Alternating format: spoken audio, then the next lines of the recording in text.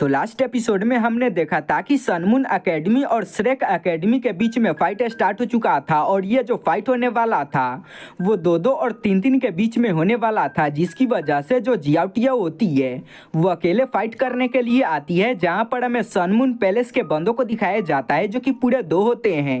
जिसकी वजह से उनके पास में अपर हैंड होता है और वो दोनों साथ में मिलकर जियाओटिया पर अटैक करना स्टार्ट कर देते हैं। पर हमें जियाओटिया को दिखाया जाता है जो कि हार नहीं मानती है और वो अकेले होने के बाद भी उन दोनों बंदों के साथ में फाइट करना स्टार्ट कर देती है और वो उन दोनों बंदों की हालत काफ़ी ज़्यादा खराब कर देती है, जिसकी वजह से वो दोनों बंदे काफ़ी ज़्यादा हैरान हो चुके थे और वो समझ जाते हैं कि हम ऐसे इसको नहीं हरा पाएंगे। जहाँ पर हमें एक बंदे को दिखाया जाता है जो कि अपने साथी से कहता है कि तुम्हें इसे थोड़ी देर रोकना होगा, तब तक मैं अपने अटैक को रेडी करता हूँ। वो जो बंदा होता है वो उससे कहता है कि तुम्हें टेंशन लेने की कोई भी ज़रूरत नहीं है, जिसके बाद वो बंदा अपने पास से एक शॉट को निकाल लेता है और वो अपने शॉट को चार्ज करना स्टार्ट कर देता है। जहाँ पर हमें मास्टर जियाओ को दिखाया जाता है जो कि शॉट को देखकर काफ़ी ज़्यादा हैरान हो चुके थे और वो कहते हैं कि अगर इस शॉट का यूज करके जियाओटिया पर अटैक किया जाता है तो इसकी वजह से जो जियाओटिया का फायर है वो काफ़ी ज़्यादा अग्रेसिव हो जाएगा, जिसकी वजह से जियाओटिया काफ़ी ज़्यादा मुसीबत में आ सकती है। पर तभी हमें उस बंदे को दिखाया जाता है जिसने अपने अटैक को रेडी कर लिया था और इसके बाद वो अपने अटैक का यूज करके जियाओटिया पर अटैक कर देता है, जिसकी वजह से जियाओटिया की हालत काफ़ी ज़्यादा खराब हो चुकी थी। और हमने लास्ट में ये भी देखा था कि जो इविल फायर होती है वो जियाओटिया पर भारी पड़ जाती है, जिसकी वजह से जियाओटिया आउट ऑफ कंट्रोल हो चुकी थी और वो वहाँ पर दोनों बंदों की हालत काफ़ी ज़्यादा खराब कर देती है। पर इसकी वजह से उसकी भी हालत काफ़ी ज़्यादा खराब हो चुकी थी। मास्टर इसकी वजह से काफ़ी ज़्यादा गुस्सा हो चुके थे और इसके बाद वो जियाओटिया को अपने पास में ले आते हैं और इसके बाद वो उसको एक फॉर्मेशन के अंदर बंद कर देते हैं ताकि उसका जो इविल फायर है वो कंट्रोल में रह सके, पर वो ऐसा नहीं कर पा रहे थे। साथ ही हमने ये भी देखा था कि जो जियाओटिया होती है वो युहा से कहती है कि मुझे तुम पर पूरा यकीन है, तुम आगे होने वाले फाइट में जीत सकते हो। जहाँ पर हमें वांगडोंग और युहा को दिखाया जाता है जो कि कहते हैं कि हमारे सीनियर ने यहाँ पर काफी ज्यादा सेक्रीफाइस किया है, जिसकी वजह से हम यहाँ पर हार नहीं मान सकते हैं। और वो दोनों अरीना के अंदर जा चुके थे फाइट करने के लिए और यहीं पे पिछला एपिसोड खत्म हो चुका था। तो चलिए एपिसोड 46 को एक्सप्लेन करना स्टार्ट करते हैं। तो एपिसोड की स्टार्टिंग में हमें दोनों टीमों के बंदों को दिखाया जाता है जो कि अरीना के बीच में आ चुके थे। प्रिंसेस भी ये देखकर काफी ज्यादा हैरान हो चुकी थी और वो कहती है कि सनमून एकेडमी के जो दोनों बंदे हैं वो काफी ज्यादा पावरफुल है और वो सोल किंग लेवल पर मौजूद है, जिसकी वजह से वो दोनों बंदे उसके सामने नहीं टिक सकते हैं। साथ ही उनके पास में 5 सोल्डिंग मौजूद है और उन दोनों बंदों के पास में 3 सोल्डिंग मौजूद है, जिसकी वजह से वांगडोंग और युहा उसके सामने नहीं टिक पाएंगे। एम्परर भी कहते हैं कि हाँ ये दोनों बंदे काफी ज्यादा कमजोर है, पर हमें नहीं भूलना चाहिए कि जो श्रेक एकेडमी के बंदे हैं वो मैजिक करने में काफी ज्यादा आगे हैं। साथ ही हमें वहां पर ड्यू को दिखाया जाता है और वो भी इस चीज को देखकर काफी ज्यादा हैरान होते हैं और इसके बाद वो युहा को देखते हैं और वो कहते हैं कि मुझे इस बंदे को देखकर काफी ज्यादा फेमिलियर लग रहा है। तो अगले सीन में हमें बैटल अरीना का सीन दिखाया जाता है जहाँ पर उन दोनों के बीच में फाइट स्टार्ट हो जाती है। जहाँ पर हमें होक्चे को दिखाया जाता है जो कि अपने काफी सारे कैनन को निकाल लेता है और इसके बाद वो अपने कैनन का यूज करके उन पर अटैक करने के लिए रेडी हो चुका था। जहाँ पर हमें उन दोनों बंदों को दिखाया जाता है और वो भी उसके अटैक से बचने के लिए रेडी हो चुके थे। तभी होक्चेक अपने कैनन का यूज करके उन पर अटैक कर देता है। साथ ही उसकी जो बहन होती है वो भी अपने कैनन का यूज करके उन पर अटैक करना स्टार्ट कर देती है। जहाँ पर हमें वांगडोंग को दिखाया जाता है जो कि आगे बढ़ती है और वो उनके अटैक से बच रही होती है और वो आगे बढ़ने की कोशिश कर रही होती है ताकि वो उनके पास में आ जाए और उन पर अटैक कर दे और वो ऐसा करती भी है, पर वो बार बार उसके अटैक से बच रहे होते हैं। जहाँ पर हमें सनमून एकेडमी के मास्टर को दिखाया जाता है जो कि कहते हैं कि यह जो वांगडोंग है वो फाइट करने में काफी ज्यादा अच्छा है। जहाँ पर हम वांगडोंग को देखते हैं जो कि अभी भी अपने स्पीड का यूज करके उन दोनों के बीच में जाने की कोशिश कर रहा था ताकि वो उन पर अटैक कर सके। साथ ही हमें वहाँ पर युवा को दिखाया जाता है जो कि अपने स्केटबोर्ड का यूज करके उनके अटैक से बच रहा था और वो वहाँ पर वांगडोंग का मदद कर रहा था। तो अभी हमें होक्चे को दिखाया जाता है जो कि अपने सारे कैनन का यूज करके वहाँ पर वांगडोंग पर अटैक कर देता है, जिसका फायदा उसकी बहन उठाती है और वो एक बहुत ही खतरनाक अटैक करने वाली होती है। पर तभी जो युवा होता है वो अपने मेंटल अटैक का यूज करके उस पर अटैक कर देता है, जिसकी वजह से उसका जो माइंड होता है वो हिल जाता है, जिसकी वजह वजह से उसका जो अटैक होता है वो मिस हो जाता है, जिसका फायदा उठाकर वो दोनों काफी तेजी के साथ में उसके पास में आ जाते हैं। पर यह तो उनका चाल होता है और इसके बाद वो उसकी जो बहन होती है वो वहां पर अपने पॉइजन को रिलीज कर देती है और वो अपने पॉइजन के अंदर उन दोनों को फंसा लेती है। पर हमें युवा को दिखाया जाता है जो कि वांगडोंग को वहां से बाहर फेंक देता है और वो खुद पॉइजन के अंदर आ जाता है, जहां पर हम मेंग को देखते हैं जो कि अपने पॉइजन को युवा के शरीर के अंदर डाल देती है और वो काफी ज्यादा खुश भी हो रही थी, जो देखकर वहां पर मौजूद बंदे काफी ज्यादा परेशान हो चुके थे। पर तभी हमें होक्चे को दिखाया जाता है जो कि वहां पर आ चुका था और इसके बाद वो अपने कैनन्स का यूज करके होंगचेंग पर अटैक कर देता है। पर हमें वांगडोंग को दिखाया जाता है जो कि काफी ज्यादा गुस्सा हो चुका था और इसके बाद वो अपने काफी सारे स्लैश का यूज करके उस पर अटैक कर देता है, पर इससे उसको कुछ भी नहीं होता। वहां पर जो होंगडोंग होती है वो ही काफी ज्यादा पीछे आ जाती है। अगले सीन में हमें युवा को दिखाया जाता है जो कि अपने आइस बॉडी को एक्टिवेट कर लेता है,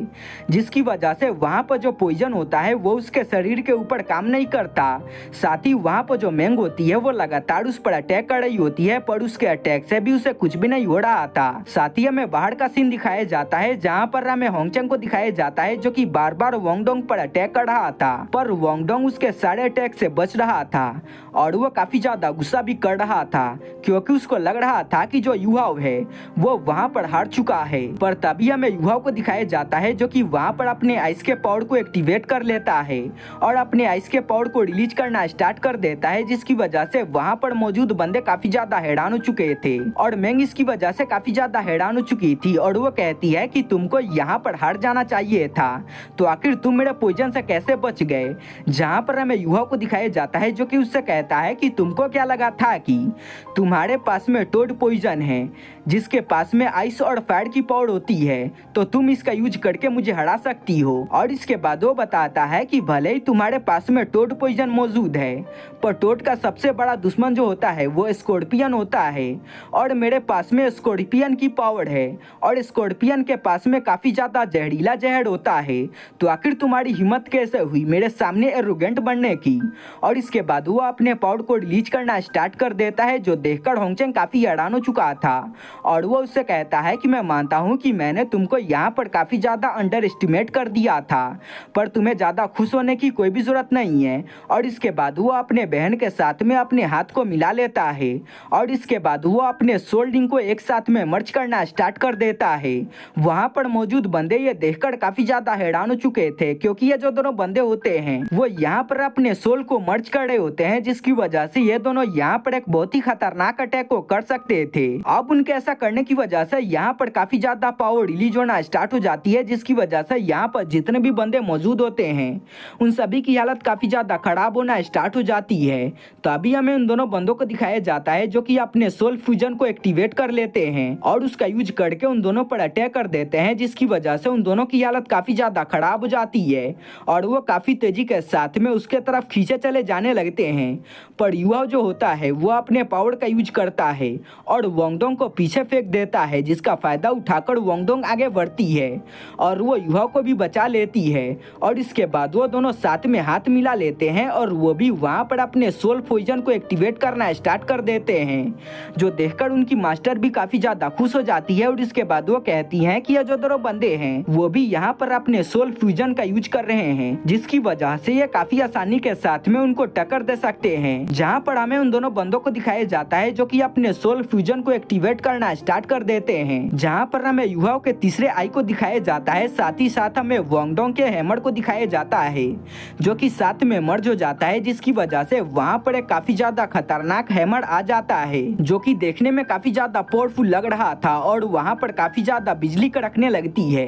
जिसकी वजह से वहाँ पर मौजूद बंदे काफी ज्यादा हैरान हो चुके थे। साथ ही वहाँ पर जो उनकी सोल फ्यूजन होती है वो सन मून पैलेस के बंदों को टक्कर देना स्टार्ट कर देती है, जिसकी वजह से वहाँ पर मौजूद बंदे काफी ज्यादा हैरान हो चुके थे। एम्परर भी ये देखकर काफी हैरान हो चुके थे और वो कहते हैं कि ये जो दोनों श्रेक एकेडमी के बंदे हैं वो तो काफी ज्यादा टैलेंटेड है। हमें बैटल अरीना का सीन दिखाया जाता है जहाँ पर उन दोनों के बीच में काफी ज्यादा खतरनाक फाइट हो रहा था और वो दोनों अपने सोल फ्यूजन का यूज करके एक दूसरे पर अटैक कर रहे थे। पर वहाँ पर जो वांगडोंग का अटैक होता है वो काफी ज्यादा कमजोर पड़ रहा था, जहाँ पर हमें युवा को दिखाया जाता है जो कि वांगडोंग से कहता है कि हमें अपने चौथे सोल फ्यूजन का यूज यूज करना चाहिए। वांगडोंग कहती है कि हमारा जो चौथा सोल फ्यूजन है वो कंप्लीट नहीं है, क्योंकि हमने पिछली बार इसका यूज करने की कोशिश की थी पर हम इसमें नाकामयाब हो चुके थे। युवाओ कहता है कि क्या तुमको मुझ पर यकीन है? वो कहती है कि हाँ, मुझको तुम पर यकीन है। वो उससे कहता है कि तुम मुझ पर यकीन करो, अब की बार हम कामयाब हो जाएंगे। वो उसके बात को मान जाती है और इसके बाद वो दोनों साथ में हाथ मिला लेते हैं और वो अपने चौथे सोल फ्यूजन को एक्टिवेट कर लेते हैं, जिसकी वजह से वहाँ पर काफ़ी ज़्यादा आइस आना स्टार्ट हो जाती है और जो पूरा अरीना होता है वो आइस से कन्वर्ट हो जाता है। और हमें दिखाया जाता है कि जो वांगडोंग होती है वो एक फेरी के अंदर कन्वर्ट हो जाती है और उसके आसपास में काफी ज्यादा तितली उड़ना स्टार्ट कर देती है। अब वहाँ पर मौजूद बंदे इस पावर को महसूस करके काफी ज्यादा हैरान हो चुके थे और वो सभी कहते हैं कि आखिर ये कैसे हो सकता है, आखिर ये दोनों बंदे इस पावर का यूज कैसे कर सकते हैं। साथ ही उसकी जो टीचर होती है वो भी काफी ज्यादा हैरान हो चुकी थी और इसके बाद वो कहती है कि मुझे यकीन नहीं था कि ये दोनों बंदे मिलकर यहाँ पर चौथे सोल फ्यूजन को भी एक्टिवेट कर सकते हैं। तो अगले सीन में हमें दिखाया जाता है कि जो वांगडोंग होती है वो पूरी तरीके से फेरी के अंदर कन्वर्ट हो चुकी थी और इसके बाद वो वहाँ पर डांस करना स्टार्ट कर देती है। साथ ही वो वहाँ पर काफी ज्यादा बकवास भी बात करती है। तो आप इसके बारे में जानकर क्या करोगे? तो चलिए मेन टॉपिक की ओर आते हैं। अब उनके चौथे सोल फ्यूजन की वजह से वहाँ पर काफी ज्यादा पावर रिलीज होना स्टार्ट हो जाती है, जिसकी वजह से वहाँ पर जितने भी बंदे होते हैं उन सभी को काफी ज्यादा मजा आ रहा था, जिसकी वजह से वो सभी काफी ज्यादा खुश हो चुके थे। साथ ही हमें वांगडोंग को दिखाया जाता है जो कि काफी ज्यादा नाच गाना करने के बाद फाइनली अपने अटैक का यूज करके सन मून पैलेस के दोनों बंदों पर अटैक कर देती है, जहाँ पर हमें उन दोनों बंदों को दिखाया जाता है जो कि इस अटैक को रोकने की कोशिश करते हैं पर इसकी पावर काफी ज्यादा होती है, जिसके सामने वो 1 मिनट भी नहीं टिक पाते और वो दोनों काफी ज्यादा दूर जाकर गिर चुके थे। अब इसकी वजह से वो दोनों काफी ज्यादा हैरान हो चुके थे और वो अपने सामने के नज़ारे को देखकर और भी काफी ज्यादा हैरान हो चुके थे और वो कहते हैं कि आखिर हम इतनी आसानी से कैसे हार सकते हैं। साथ ही जो सन मून पैलेस का मास्टर होता है वो भी काफी ज्यादा हैरान हो चुका था और वो कहता है कि सच में ये दोनों बंदे तो काफी ज्यादा टैलेंटेड है। प्रिंसेस भी ये देखकर काफी ज्यादा हैरान हो चुकी थी और इसके बाद वो कहती है कि ये जो दोनों बंदे हैं वो बारी बारी अपने सोल फ्यूजन को दिखाकर हमको काफी ज्यादा इम्प्रेस कर रहे हैं। एम्परर भी इसकी वजह से काफी ज्यादा खुश हो चुका था। साथ ही हमें वहाँ पर रेफरी को दिखाया जाता है जो कि अपीयर हो जाता है और इसके बाद वो बताता है कि यहाँ पर जो श्रेक एकेडमी है वो इस मैच को जीत चुकी है। वहाँ पर मौजूद बंदे इस बात को सुनकर काफी ज्यादा खुश हो चुके थे और इसके बाद वो श्रेक एकेडमी के बंदों को चीयर करना स्टार्ट कर देते हैं। श्रेक एकेडमी के बंदे भी इसकी वजह से काफी ज्यादा खुश हो चुके थे और वो सभी वहाँ पर आ जाते हैं और वांगडोंग और युवा को उछालना स्टार्ट कर देते हैं। इसके बाद हमें भीड़ के अंदर एक बंदे को दिखाया जाता है जो कि युवा को देखकर काफी हैरान हो चुका था और वो युवा से कहता है कि युवा, तुम हमसे बिलोंग करते हो तो तुम्हें हमारे पास में वापस आना होगा। तो अगले सीन में हमें उस लेडी को दिखाया जाता है जो कि वहाँ पर नरेटर कर रही होती है और वो श्रेक एकेडमी के बंदों को वहाँ पर बुलाती है क्योंकि जो प्राइज होता है वो उनको वहाँ पर मिलने वाला था। वो सभी बंदे वहाँ पर आ चुके थे। वहाँ पर जितने भी बंदे होते हैं वो सभी श्रेक एकेडमी के बंदों को काफी ज्यादा चीयर कर रहे थे। एम्परर भी वहाँ पर आ चुका था और वो श्रेक एकेडमी के बंदों को काफी ज्यादा चीयर करना स्टार्ट कर देता है और वो उनकी काफी ज्यादा तारीफ भी कर रहा था और वो उनसे कहता है कि तुम सभी काफी ज्यादा अमेजिंग हो। और इसके बाद वो वहाँ पर काफी सारे ट्रेजर को भी बुला लेता है और वो वहाँ पर युवा और वांगडोंग को आगे बुलाता है। वो दोनों भी वहाँ पर चले जाते हैं जहाँ पर हम एम्परर को देखते हैं जो कि सबसे पहले युवाओं को वहाँ पर ट्रेजर देता है और ये वही ट्रेजर होता है। तो गाइस आप सभी को याद ना हो तो मैं आप सभी को बता दूं, युवा यहाँ पर फाइट करने से पहले एक ऑक्शन के अंदर गया था जहाँ पर उसको स्कॉर्पियन बीस्ट का बोन मिला था और एम्परर ने कहा था कि अगर तुम इस फाइट में जीत जाते हो तो मैं तुमको ये बोन फ्री में दे दूंगा। और स्कॉर्पियन बीस्ट ने भी कहा था कि अगर तुमको ये बोन मिल जाता है तो इसकी वजह से तुम्हारी पावर काफी ज्यादा बढ़ जाएगी। तो यहाँ पर जो एम्परर होता है वो अपने जबान को पूरा करता है और वो युवा को 2 ट्रेजर देता है और इसके बाद वो सारे ट्रेजर को उन सभी के बीच में बांट देता है, जहाँ पर हमें होंगचेंग को दिखाया जाता है जो कि इसकी वजह से काफी ज्यादा जल रहा था। श्रेक एकेडमी के जितने भी बंदे होते हैं वो सभी युवा और वांगडोंग को चीयर करना स्टार्ट कर देते हैं। और गाइस वीडियो में आगे बढ़ने से पहले मैं आप सभी को बता दूं कि कि आगे जो भी सीन आने वाले हैं मैं उसको शॉर्ट में ही बता दूंगा। मैं ये नहीं बताऊंगा कि आखिर कौन सा कैरेक्टर क्या बोल रहा है,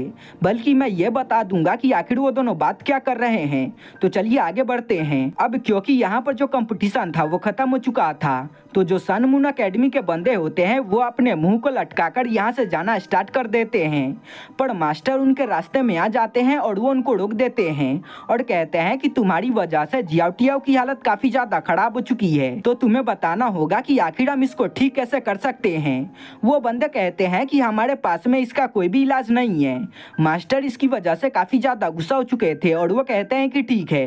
तो तुम इस स्वॉर्ड को हमारे हवाले कर दो, हम इसके बारे में पता लगा लेंगे। पर एक बंदा आगे बढ़ता है और वो कहता है कि क्या तुम पागल हो चुके हो, वो जो स्वॉर्ड है वो लेवल 8 का स्वॉर्ड है, तो आखिर मैं उसको तुमको कैसे दे सकता हूँ। मास्टर काफी ज्यादा गुस्सा हो जाते हैं और वो अपने पावर को रिलीज करना स्टार्ट कर देते हैं, जिसकी वजह से जो उनका मास्टर होता है वो भी अपने बंदे से कहता है कि ठीक है तुम अपने स्वॉर्ड को उसको दे दो।